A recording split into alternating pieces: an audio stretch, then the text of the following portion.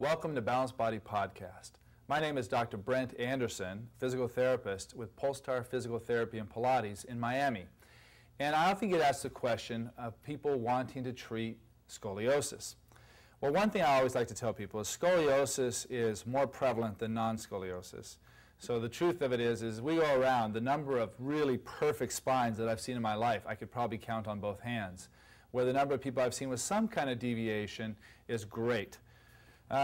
Scoliosis itself, there are different grades of scoliosis, and it can be severe and be very problematic, but most of the time it's not problematic and it's not severe. I tend to use somewhere around 25 to 30 degrees of what they would call an angle in scoliosis as sort of the cutoff point of where I start getting a little more concerned and making sure that we take the next steps.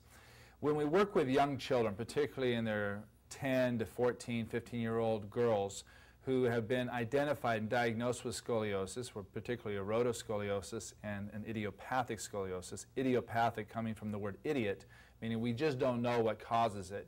Idiopathic scoliosis often manifests in what we call an S-curve or a reverse S-curve.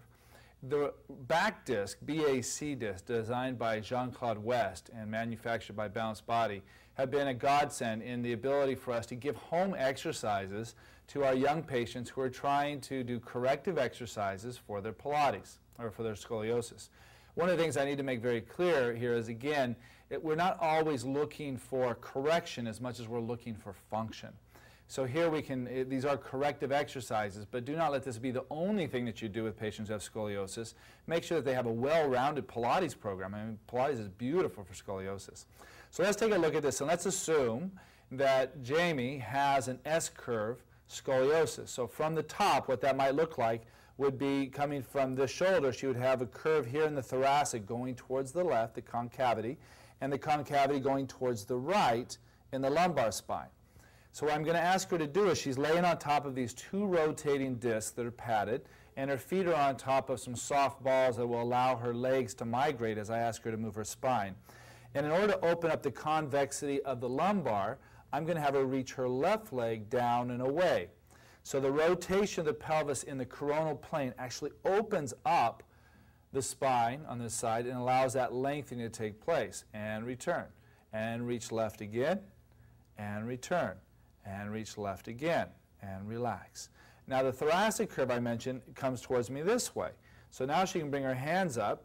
I'm going to have her side bend to the left. Again, opening up that curve. So side bend to the left and return. Side bend to the left. Now I can have her do both at the same time, reaching the left leg down and side bending to the left, which is putting a corrective force into the spine to resemble something closer to what we would refer to as normal. Okay? Great. Now I want to bring you up into hands and knees. One of the things we learned from research is that restoring the sagittal curve also decreases the extent of rotational scoliosis. This falls into line with Fryette's law. Where movement is taken up, there is less slack in other directions or other planes of movement.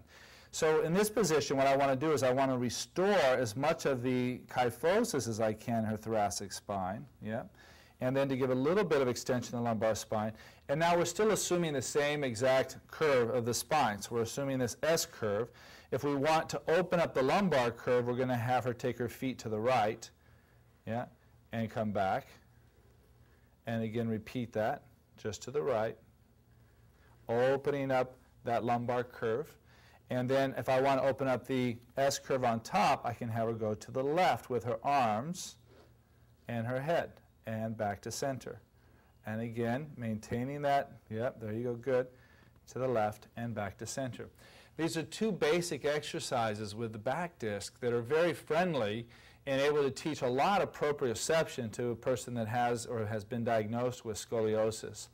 So laying on their back, reversing the curve as a corrective. When they come on their hands and knees, the same thing, but remember that we need to restore that sagittal curve. This is Brent Anderson bringing you a couple tips for working with patients with scoliosis with another Balanced Body podcast. Look forward to seeing you in the future.